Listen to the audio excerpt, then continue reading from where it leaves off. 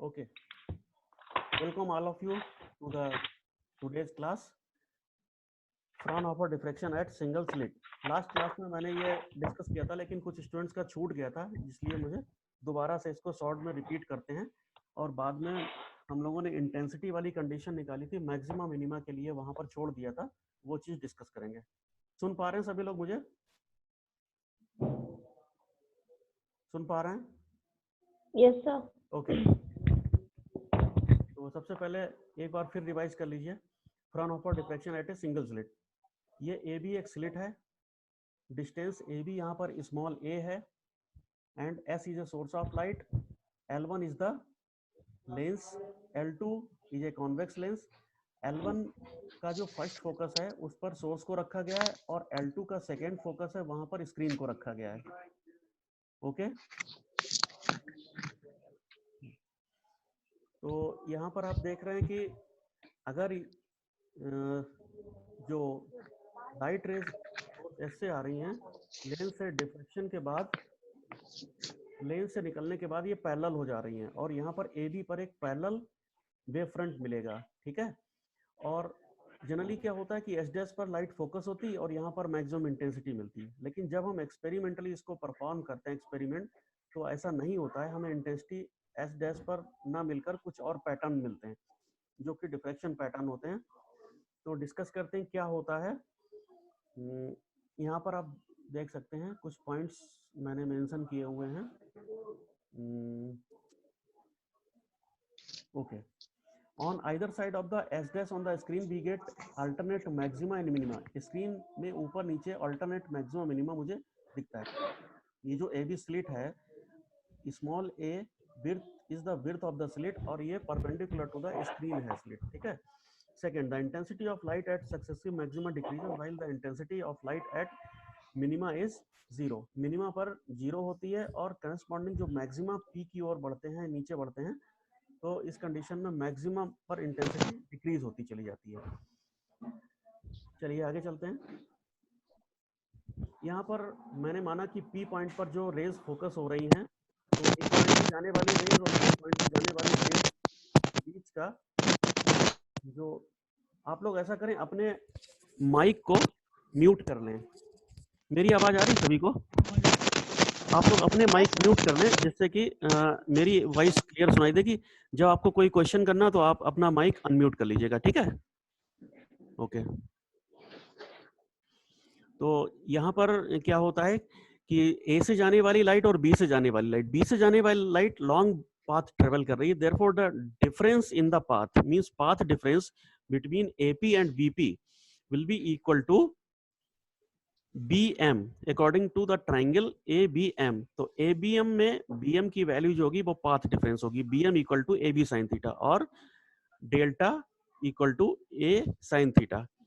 Phase difference equal to 2 pi by lambda into path difference, therefore delta equal to 2 pi by lambda into A sine theta which is the path difference. Okay, अब slit A B को मान लिया कि n small numbers में divide किया गया, तो हर number से जाने वाले लाइट में delta phase difference, in total delta phase difference introduce हो रहा है बिटवीन ए एंड बी। और अगर स्लिट को हम स्मॉल n पार्ट्स में डिवाइड कर देते हैं, तो एक स्मॉल जो पार्ट होगा nth डिवीजन, उसके कारण पी पॉइंट पर जो फेज डिफरेंस प्रोड्यूस हो रहा होगा वो होगा 1/n 2 pi by lambda into a sine theta. Okay, clear है सभी को? सभी लोग अपने माइक म्यूट कर लें, जिन लोगों ने माइक म्यूट नहीं किया माइक म्यूट कर लें, तो आवाज क्लियर आएगी। मेरी आवाज आ रही है ना वैशाली? आ रही है आवाज? Okay, now A is the amplitude of the light wave producing the effect at P, और n पार्ट्स में मैंने डिवाइड किया हुआ था यहाँ पर। तो इस तरह से अगर हम देखें तो आप देख सकते हैं कि जो टोटल इफेक्ट होगा उसे कैलकुलेट करना है मुझे, टोटल इफेक्ट को। तो क्या करेंगे, हमें दो मेथड होते हैं। टोटल यहाँ पर निकालेंगे कि एम्पलीट्यूड कितना, या after super position of waves यहाँ पर कितना एम्पलीट्यूड प्रोड्यूस होगा पी पॉइंट पर। तो उसके दो मेथड है, फेज डायग्राम और इंटीग्रल मेथड। तो यहाँ पर हम लोग इंटीग्रल मेथड थोड़ा इजी है, उसको फॉलो करेंगे। ओके, हम लोग यहाँ पर इंटीग्रल मेथड को फॉलो करेंगे। तो चलिए इंटीग्रल मेथड पर,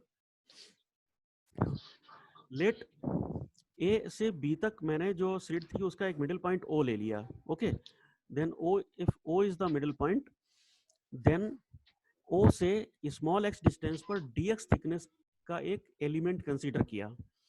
तो O और C के बीच का डिफरेंस OC है। यहाँ पर पाथ डिफरेंस कितना प्रोड्यूस होगा O और C से जाने वाली लाइट रेस के बीच में? OM। Again OM equal to OC sin theta. OC is small x, therefore path difference between the rays coming from O and C। आपको एक बार बता दूं यहाँ पर कि ये जो A और B के बीच जो यहाँ पर वेव फ्रंट मिलेगा वो प्लेन वेव फ्रंट मिलेगा, क्योंकि हम लोग फ्रॉनहोफर क्लास डिफ्रैक्शन को स्टडी कर रहे हैं। यहाँ पर सिलेंड्रिकल या स्फेरिकल वेव फ्रंट नहीं होता, क्योंकि सोर्स ऑफ लाइट या स्क्रीन से डिस्टेंस बहुत ज़्यादा होती है। सोर्स बहुत दूर था, पैरेलल रेज आ रही थी, इसलिए जो वेव फ्रंट था वो कैसा था? पैरेलल वेव फ्रंट था। तो यहाँ पर OM is the path difference x sin theta, delta equal to 2 pi by lambda x sin theta is the phase difference. अगर A is the amplitude produced due to one ray, तो यहाँ पर dx element से जितनी raise जा रही होंगी तो टोटल A dx यहाँ पर एम्पलीट्यूड प्रोड्यूस कर रही होंगी। तो अगर हम टोटल डिस्प्लेसमेंट निकालें किसी पॉइंट पर्टिकुलर टाइम t पर, तो y equal to amplitude A dx cos omega t minus delta होगा। डेल्टा की value 2 pi by lambda into x sine theta होगी। अब इस इक्वेशन पर ध्यान रखना है, बस इसी से हम आगे चलेंगे।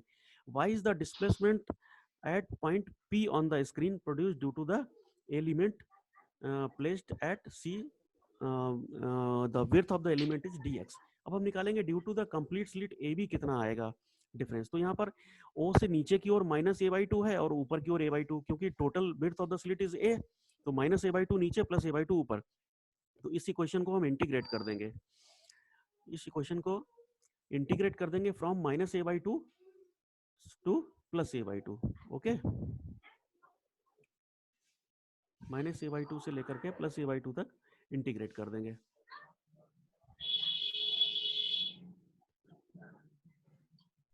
Okay, now integrate this equation. A is the constant, इसको बाहर ले लेंगे।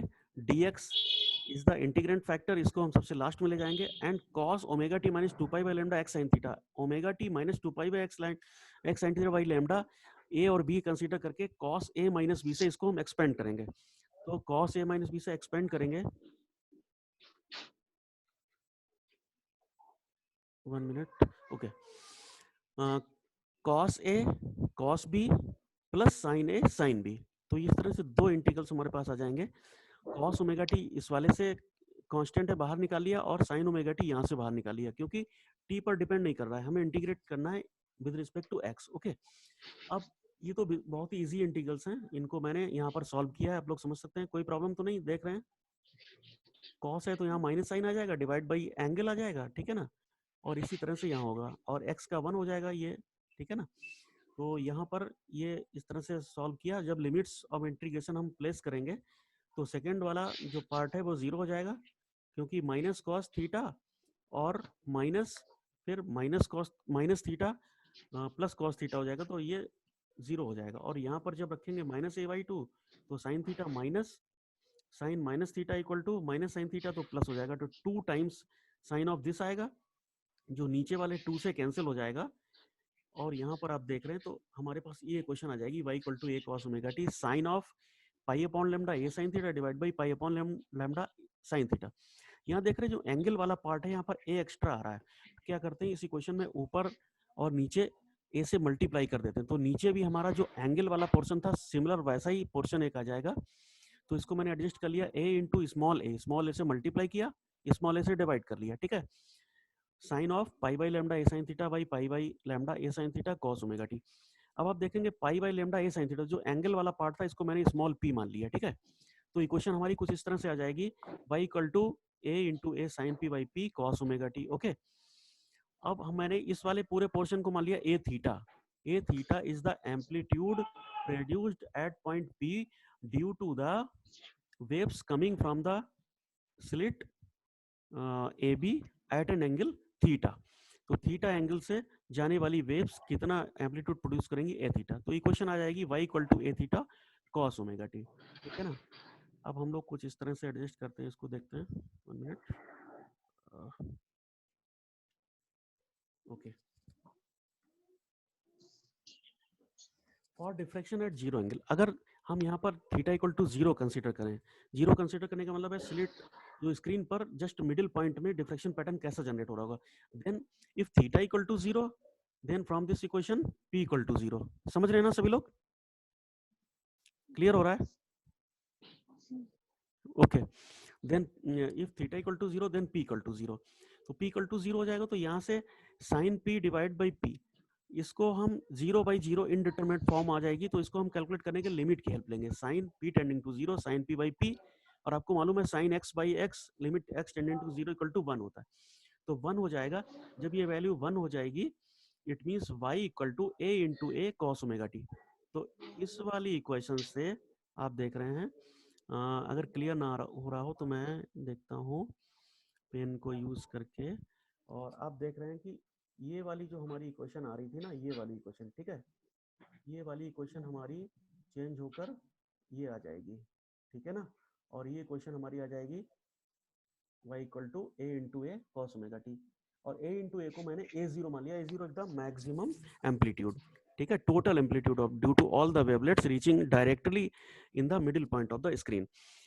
देयरफॉर रिजल्टेंट एम्पलीट्यूड जो है थीटा एंगल पर p पॉइंट पर उसके बीच और मैक्सिमम एम्पलीट्यूड मिडिल पॉइंट पर, इनके बीच रिलेशन क्या होगा, a theta equal to a0 sin p by p। ये रिलेशन कहाँ से आया? देखिए a theta equal to this, इस इक्वेशन को आप देखिए, इस वाली इक्वेशन को आप देखें तो यहाँ से देखेंगे ये वाली इक्वेशन आ रही, ठीक है ना, ये वाली इक्वेशन आ रही है। Okay, a theta equal to a0 कहाँ से आ रहा है, a इंटू ए और sine p by p। Okay, clear, आगे चलते हैं। तो therefore the intensity I proportional to a theta square or I equal to k times a theta square, substitute the value of a theta, so this becomes I equal to k a0 square sin p by p whole square, और I equal to k a0 square को I0 मान लिया maximum intensity, therefore I equal to I0 sin p by p whole square, where I0 equal to k a0 square and p equal to pi by lambda a sin theta। okay, clear? Okay, come to the next slide, condition for maxima minima. अब हम लोग निकालेंगे कि maxima और minima के लिए conditions different क्या होंगी और कैसे ये जनरेट्स होंगी। ओके, तो फॉर मैक्सिमा और मिनिमा, मैक्सिमा मिनिमा के लिए इंटेंसिटी हमें निकालना है with respect to p। p means p contains already the angle theta, आप समझ रहे हैं ना, p contains the angle theta, it means with respect to p अगर निकाल रहे हैं तो it means with respect to theta आप उस चीज को कैलकुलेट कर रहे हैं। Therefore di over dp equal to 0, तो या तो मैक्सिमा होगा वहां पर या मिनिमा बनेगा, तो d over dp, substitute the value of I0 sin p by p whole square equal to 0। Solve किया, I0 is the constant, sin p by p whole square 2 times sin p by p, यहाँ पर एक 2 और include कर लीजिएगा, ये मुझसे miss हो गया है, यहाँ पर आप लोग एक 2 और लिखेंगे। Okay, 2 times I0 sin p by p, p cos p minus sin p divide by p square equal to 0। अब यहाँ पर आप देखेंगे अगर sin p equal to sin p divide by p equal to 0 है, ठीक है, तो I equal to 0 sin p by p, या तो ये वाला फैक्टर 0 होगा या सेकेंड फैक्टर 0 होगा। If first factor is 0, sin p by p equal to 0, therefore I equal to 0 which is the condition of minima, ये एक मिनिमा की कंडीशन बन जाएगी। If p cos p minus sine p by p square, ये वाला factor 0 है, तो इसको हम सॉल्व करेंगे, p square not equal to 0, therefore p cos p minus sine p equal to 0, ठीक है, या cos p से डिवाइड कर देंगे पूरी इक्वेशन को, tan p equal to p, therefore sin p upon p is the condition for minima and tan p equal to p is the condition for maxima। okay, now let us discuss one by one maxima and minima। therefore for minima, if sin p upon p equal to 0, then sin p equal to 0। okay, therefore general solution क्या हो जाएगा, p equal to plus minus pi। if this condition is valid, sin p equal to 0, then therefore the values of p will be plus minus pi, plus minus 2 pi, 3 pi, 4 pi and so on up to m pi, where m equal to 1 2 3 4 and so on। If p equal to 0, तो उस condition में sign p by P 1 हो जाएगा, ठीक है ना। If p equal to 0, यहाँ पर अगर p equal to sine p equal to 0 के लिए पी इक्वल टू 0 भी वैलिड रहेगा, तो पी इक्वल टू 0 अगर होगा तो sine p by p equal to 1 हो जाएगा। तो हम इस कंडीशन को, ये दोनों कंडीशन फॉलो एक साथ नहीं हो रही हैं, तो केवल वही वैल्यूज पी की जिनके लिए प्लस माइनस पाई से लेकर प्लस माइनस एम पाई तक की वैल्यूज होंगी, उन्हीं के लिए हम मिनिमा की कंडीशन निकाल सकते हैं।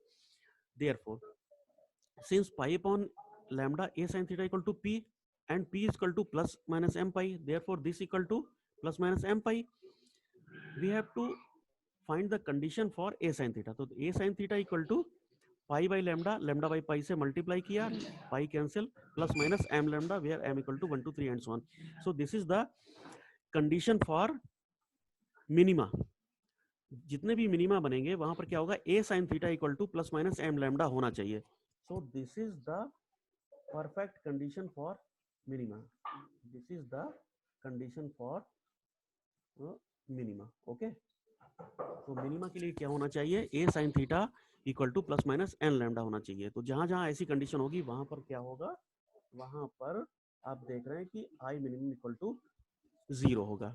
ठीक है ना, क्लियर. चलिए आगे चलते हैं. अब देखते हैं कि मैक्सिमा के लिए कंडीशंस क्या आएंगी. अब मैक्सिमा के लिए कंडीशन क्या आ रही है, what is the condition for maxima. Condition for maxima is tan p equal to p. Okay, तो tan p equal to p के लिए क्या करेंगे, एक बार y इक्वल टू p और एक बार y equal to tan p, दो कर्व्स खींचेंगे. तो y equal to p is the equation of straight line passing through the origin. So in the figure you can see this is the equation, this is the line for the y equal to p. And second, we have to plot the curves for y equal to tan p. Okay, तो y equal to tan p, simply y equal to tan theta जैसे curve होता है, तो ये जो zero की values होंगी p equal to 0 के लिए तो टच कर जाएगा ये लाइन को, और अदरवाइज सारी वैल्यूज के लिए y equal to 0 के लिए तो टच करेगा. y equal to इनफाइनाइट कब होगा, जब p equal to 90 डिग्री होगा, और वो लगभग अप्रोच करेगा इनफाइनाइट को.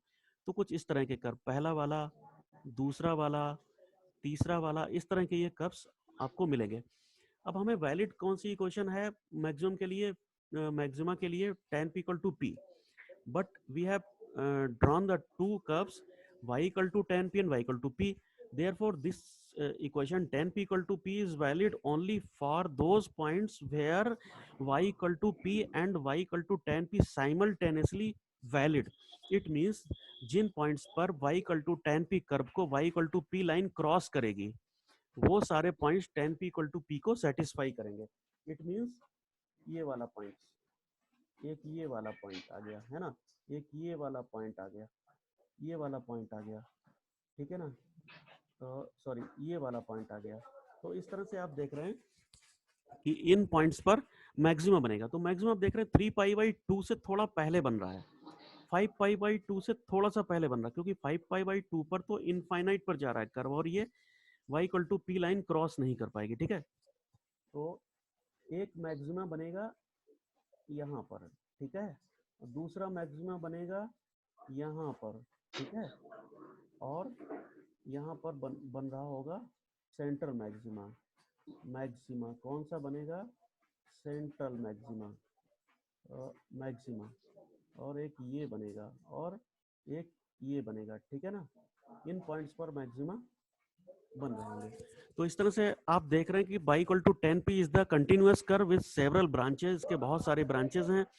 tan p इक्वल टू 0 कब होगा, where p equal to 0, pi, 3 pi, 5 pi, यहाँ देख रहे हैं पाई, 3 पाई, आगे 5 pi, and tan p equal to infinite कहाँ हो रहा है, pi by 2, sorry pi by 2 को छोड़ दीजिए, पाई बाई 2 पर तो हो रहा है, लेकिन यहाँ पर हमें कंडीशन नहीं मिलेगी मैक्सिमा की, 3 पाई बाई 2, 5 पाई बाई 2 पर मिलेगी. ठीक है, now tan p equal to p is valid at the point of intersection y equal to p and y equal to tan p. तो इसका मतलब इन पॉइंट्स पर हमें मैक्सिमा मिल रहे हैं. तो p equal to 0, close p equal to 0 पर maxima मिलेगा. यहाँ पर सेंट्रल मैक्सिमा, सेंट्रल मैक्सिमा के बाद जितने भी मैक्सिमा हैं वो सेकेंडरी मैक्सिमा कहलाते हैं या सब्सिडरी मैक्सिमा कहलाते हैं. तो सब्सिडरी मैक्सिमा आपको कहाँ मिलेंगे, p equal to 3 pi by 2 पर, 5 पाई बाई 2 पर, 7 पाई बाई 2 पर, 9 पाई बाई 2 पर, 11 पाई बाई 2 पर. ठीक है ना, इस तरह से मिलेंगे. Okay, thus there are central maxima at p equal to 0 and subsidiary maxima close to, not at 3 pi by 2 5 pi by 2, but close to, just before 3 pi by 2, just before 5 pi by 2, just before 3 pi 7 pi by 2. Okay, now जो maxima की दो conditions होंगी, number one central maxima, तो central maxima p equal to 0 पर मिलेगी, p the value of p is pi upon lambda a sin theta equal to 0, therefore if this is 0 then theta equal to 0, it means theta equal to 0, the light coming from the source straight to the screen, तो screen के central पर हमें I equal to I0 maximum intensity की maxima मिलेगी, ठीक है ना। अब हम लोग चलते हैं सब्सिडरी मैक्सिमा की तरफ। सब्सिडरी मैक्सिमा की कंडीशंस क्या होंगी, P equal to 2m plus 1 by 2 pi, E means where m equal to 0 1 2 3 and so on, तो a sin theta equal to 2m plus 1 by 2 into lambda जो conditions होंगी, ये condition हमारी होंगी subsidiary maxima के लिए, ये कंडीशन होगी सब्सिडरी मैक्सिमा के लिए, ठीक है ना, इस तरह से। और आपने पहले देखा था ये जो हमारी थीटा इक्वल टू 0 की कंडीशन बन रही थी, ये कंडीशन हमारी बनेगी सेंट्रल मैक्सिमा के लिए, ठीक है ना। ओके, तो यहाँ पर बहुत सारे सेकेंडरी मैक्सिमा बनेंगे। तो फर्स्ट सब्सिडरी मैक्सिमा या secondary maxima I1 equal to बनेगा कब, I1 equal to I0 sine p upon p का होल स्क्वायर, तो sine p is 3 pi by 2, okay, substitute the value and calculate, therefore it becomes 9 by 4 pi square I0 or I0 divided by 22. So I1 is I0 divided by 22 and the value of I2 is, if we put p equal to 5 by 2, then the value of I2 comes out to be I0 divided by 62, and if we put sin p equal to 7 pi by 2, then we obtain third subsidiary maxima whose intensity will be I0 divided by 120. Okay, so in successive subsidiary maxima you are looking that the intensity of the central maxima is I0, okay, I0, then first secondary maxima I0 divided by 22 means its intensity will fall 22 times as in comparison to the central maxima, and second maxima I0 divided by 62 और intensity कम हो गई, third maxima I0 divided by 120, it means as we goes away central maxima I0, as we go away from the central maxima the intensity will decrease. Okay, so now come to the plot. Finally this is the plot of the maxima and minima curves. Okay, this is the plot, this is the central maxima. Okay, क्या है, central maxima, okay, थोड़ी सी लिखने में problem आती है इसमें, central maxima, okay, and these are the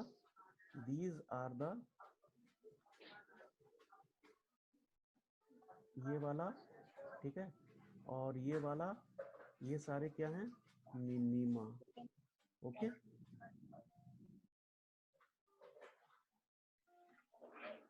minima, ठीक है, और ये वाला और ये वाला, ये क्या होगा,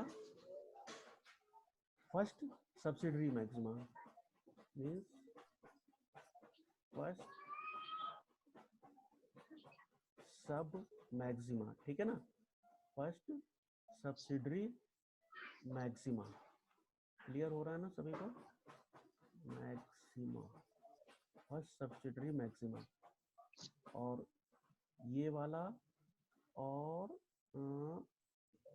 इसके आगे मिलेगा, सॉरी ये वाला था, ये वाला फर्स्ट सब्सिडरी मैक्सिमा था, और ये वाला और ये वाला जो आपको मिलेगा वो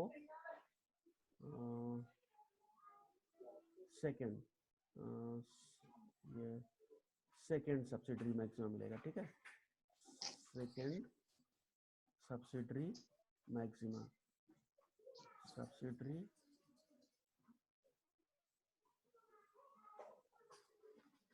मैक्सिमा। ओके, लिखने में कुछ प्रॉब्लम आ रही थी इसलिए, तो आप समझ में, फिर से एक बार मैं एक्सप्लेन कर देता हूँ। मैं लेता हूँ लेज़र पॉइंटर, इसके हेल्प से आपको एक्सप्लेन करने की कोशिश करता हूँ। Okay, so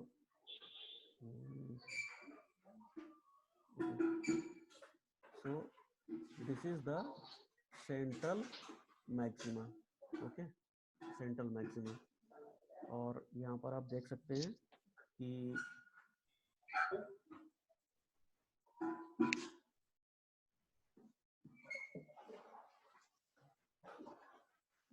okay, so this is central maxima. अब इनकी प्रॉपर्टीज को हम लोग वन बाई वन डिस्कस करते हैं। इनकी प्रॉपर्टीज को वन बाई वन डिस्कस कर लेते हैं। देखिए यहाँ पर there are maxima of successive decreasing intensities on either side of the central maxima. Okay, so this is the central maxima, okay, and these are the secondary maxima on both side of the central maxima.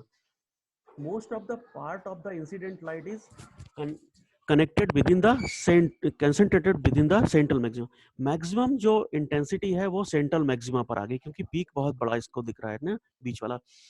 अब minima is obtained between the two maxima, दो maxima के बीच हमेशा minima आएगा। First subsidiary maxima, दो second subsidiary maxima, और यहाँ पर आ जाएगा p equal to plus minus lambda pi 2 pi 3 pi 4 pi m pi condition पर minima. Maxima is not exactly in between the minima. Maxima जो एग्जैक्टली मिनिमा के बीच में नहीं आएगा, क्योंकि वो थोड़ा सा स्लाइटली थोड़ा सा पहले खिसक कर आ रहा होगा, क्योंकि इनफाइनाइटली पर 3 पाई बाई 2 3 पाई बाई 2 पर और 5 पाई बाई 2 पर इनफाइनाइट पर जा रहा था कर, वहां पर line y equal to p cross नहीं कर रही थी, थोड़ी सी पहले कर रही थी क्रॉस। तो इस तरह से maxima is not exactly in between the to minima, but it slightly displaced toward the centre. जितने भी मैक्सिमा सब्सिडरी मैक्सिमा होंगे वो सेंटर की तरफ खिसकते हुए बनेंगे, और सेंटर वाला पीक की जो इंटेंसिटी होगी वो मैक्सिमम इंटेंसिटी होगी। ठीक है, तो मैं समझता हूँ आप सभी लोगों को ये सब चीज़ें क्लियर हो गई होंगी। और अगर आपको किसी को कोई क्वेश्चन पूछना है तो आप पूछ सकते हैं। मैं स्क्रीन शेयर को स्टॉप कर रहा हूँ, और हाँ जी, किसी स्टूडेंट को अगर कुछ प्रॉब्लम हो, कुछ पूछना हो, तो आप डिस्कस कर सकते हैं।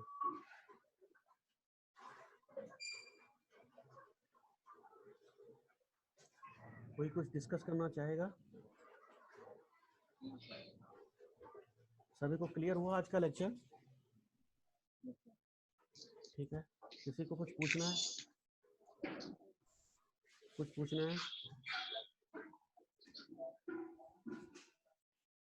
हेलो, आप लोग मुझे सुन पा रहे हैं? हेलो, सुन पा रहे हैं? ओके, ये बताइए आज का क्लास कुछ ठीक रहा, ज़्यादा इंटरनेट कनेक्शन भी डिस्टर्ब नहीं हुआ, और मैं समझता हूँ आप लोग उसको ठीक से पढ़ पाए होंगे। हेलो, हाँ जी, यस सर। अब अगर आप लोगों को सर मैं एक क्वेश्चन पूछूं? हाँ जी बिल्कुल पूछिए। सर जो हमने वैल्यूज निकाली थी मैक्सिमम मिनिमा की, दो निकाली थी, एक साइन पी अपॉन पी और एक p is equal to tan करके कुछ वैल्यू थी। tan p equal to p, तो sin tan p is equal to p। तो सर आपने जो वहां पर जो इंटरसेक्शन लिया था y is equal to p पर, वो लाइन कैसे आपने इंटरसेक्ट की थी वहां पर? ओके ओके, फिर से एक बार हम लोग चलते हैं स्लाइड पर वापस, तो आपको मैं दिखाता हूँ यहाँ पर क्या था।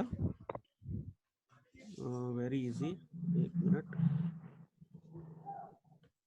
ये सर यहाँ नहीं, इसके पहले जब हमने वैल्यू ली थी उसके बाद जब आपने इंटरसेक्शन, यस सर, यहाँ पर जो आपने ये लाइन खींची, हाँ ठीक है, y is equal to p वाली लाइन, ये कहाँ से आई?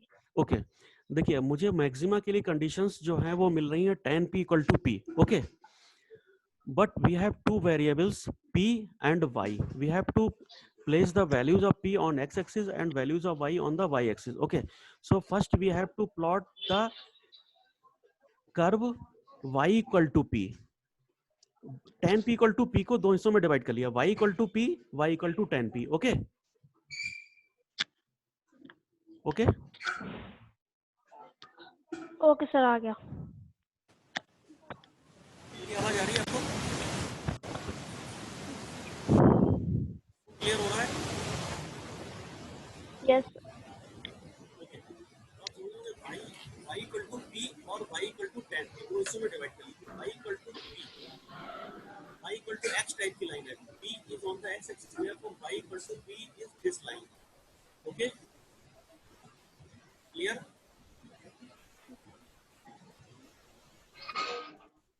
Clear to me?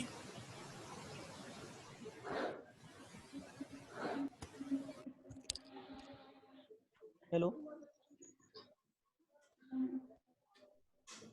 Hello,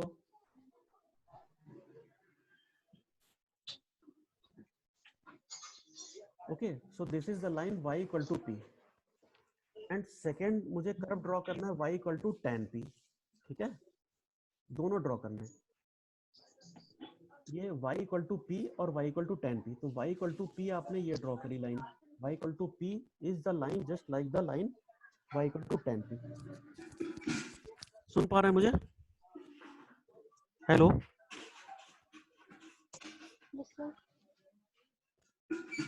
yes sir hello,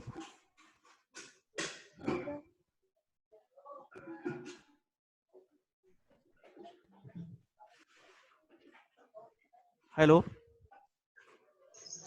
yes sir sound आ रहा है? ओके यस सर ओके, तो आप वैशाली आपको समझ में आ रहा है ना? y equal to, yes sir आ गया ठीक है, यस सर तो मैंने y इक्वल टू p और y equal to tan p दोनों कर्व्स ड्रॉ करें, तो y equal to p line ये है और y equal to tan p वाले कर्व्स ये हैं, ये। अब इन दोनों का इंटरसेक्शन जहां पर होगा, यहाँ इंटरसेक्शन हो रहा है, यहाँ इंटरसेक्शन हो रहा है, सर वो आ गया सेटिस्फाई करेंगे tan p equal to p, और वही पॉइंट्स हमारे सेकंड सब्सिडरी मैक्सिमा के होंगे, जो कि 3 पाई बाई 2 5 पाई बाई 2 तो थोड़ा सा पहले होंगे, ठीक है ना?